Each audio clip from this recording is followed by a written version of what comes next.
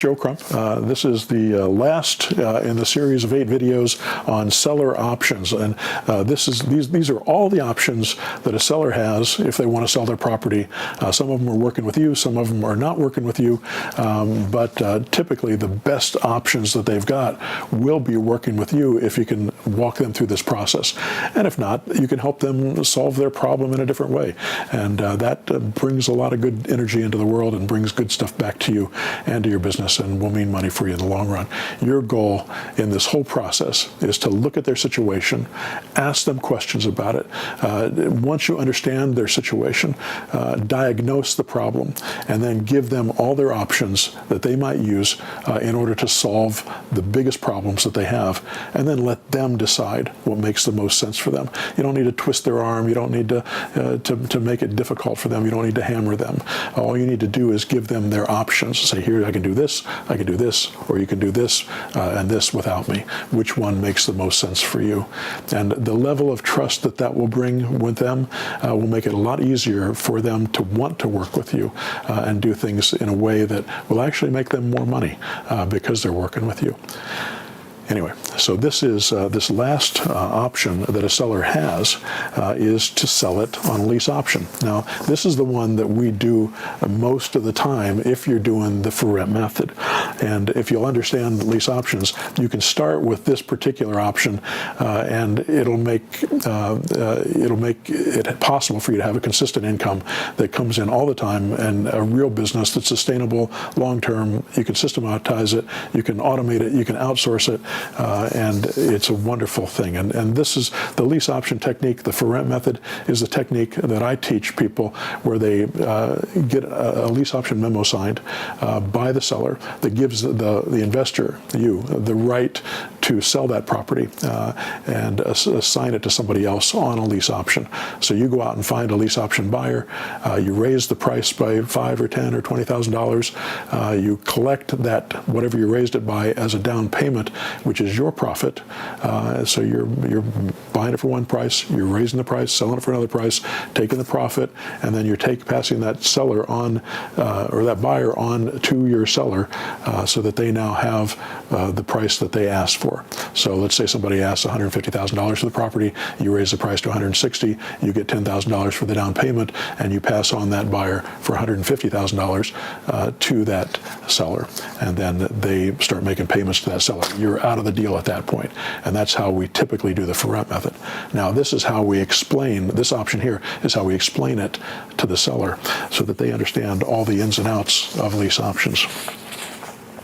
Sell it on a lease option to us. This is where you lease your house to a tenant and give them the option to buy at a predetermined price within a specific time period. Usually you can get full market value on the price, and will get a tenant for 2 to 3 years or more. They have the right to exercise the option to buy anytime within the option period for the specific price you set. Now, the pros are, this is a quick, easy way to stop the pain of a vacant house. We'll place a lease option buyer into the property, and we charge you nothing to do this. We're paid by the buyer. This is better than renting to a tenant, because the lease option buyers see themselves as a buyer, not a tenant. I know this may sound minor to you, but it's not. It's a major shift in thinking. Think of it this way. Have you ever washed a rental car? Probably not. But you do wash your own car. You take care of the things that that are yours better than the things that you rent. Your tenant buyer will feel the same way. You'll also get full market value for your property, and you'll get a buyer much, much quicker than if you sold it with an agent. We usually fill these properties within 30 days, often within a week, and you'll get full market rent for the house. If the buyer doesn't exercise the option, less than 33% of the people will, you'll be building equity in the house, buying down the mortgage each month, getting a tax credit on your expenses for the house, and building equity with market appreciation, hopefully. There are very few investments that are better than owning property like this. I believe that everyone should have a house or 5 that they're paying off over time. By the time you retire, it'll give you a wonderful income to make that retirement more comfortable. If the buyer does exercise the option, you get full market value, you don't have to pay any real estate agent, and you walk away with a nice chunk of money, which you should probably use to buy another investment house. We can help with that too, by the way. The cons: you will get full market rent, but you will not get more than market rent. Lease option buyers are more sensitive to the monthly payment than they are to the purchase price. If you don't price the monthly payment at or below market rent, you will not sell the house. This is the biggest mistake that sellers make, and it keeps the property from selling, keeping the house vacant and the mortgage unpaid. It's possible the tenants will default, but we screen them. We make sure they're employed and have an income sufficient to make their payments. If they default, you must evict them like any tenant. An attorney can do this for a reasonable cost for you, and then we can fill the property for you again at no charge. Some owners are afraid that a lease option tenant will trash their property. This is unlikely.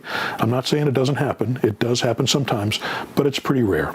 If they do too much damage, that's considered vandalism, and it's a crime, and it's insured by your insurance policy. You don't get a deposit on the property. This is not done with lease options. This makes some sellers uncomfortable. One thing to remember: if it takes you an extra month to fill it because you won't do it this way, and you have to make an extra mortgage payment, is that any worse than not getting a deposit? You lose a month for sure if you don't get a tenant, but most of the time you have to get your deposit back you have to give your deposit back to the tenant when they move out, so you won't get it anyway. If the tenant leaves and does not exercise the option, you'll need to have the property cleaned up and get it rented again. You might also want to hire a property manager to take care of this for you and allow us to find the property buyers for you. Analysis. This is perhaps one of the best ways to unload a property. Most of the time, it becomes a profitable venture for the seller over the long run. It also keeps you from giving all your equity to third parties like agents and attorneys. We have a constantly expanding list of buyers for properties in your area, and we can usually sell the property very quickly as long as we price it properly. And I'm talking about monthly payment. As soon as we get your okay, we ask that you sign a one-page lease option memo to make it legal for us to do this. It doesn't lock you into anything. You can cancel anytime you like. But as soon as you sign it, we get started, take some pictures, start the marketing, and send an email and a text message to our buyers list telling them about the house. The sooner we get your go-ahead, the sooner we can place a buyer upon your approval into your property. So this is how we talk to people about lease options. Now, we've got other scripts that we use, but if you'll understand this option for them, and this is one of the best options they can do because it actually makes them more money, it happens much faster, and it's painless for them. There's very little that goes wrong with these types of deals. Now, the biggest problem that people have is that people don't exercise their option, but that's not really a problem. I mean, it makes you more money if that happens, and then you can turn around and sell it for them again at a higher price after the market is appreciated, after their loan has been bought down. It'll give them more equity. It's a wonderful way for them to do this. All right, so that's all the seller options. These 8 videos that you've seen over the past few weeks have shown you what those are. And if you're using the Automarketer, you go to the seller questionnaire. These are all written out in the Automarketer so that you can open them up anytime you're talking to a seller, and you can just read from them directly.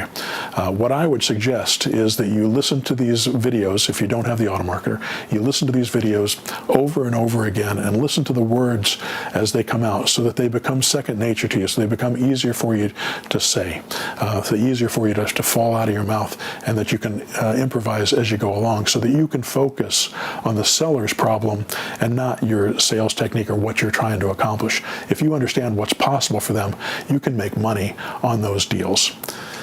All right, I hope that helps.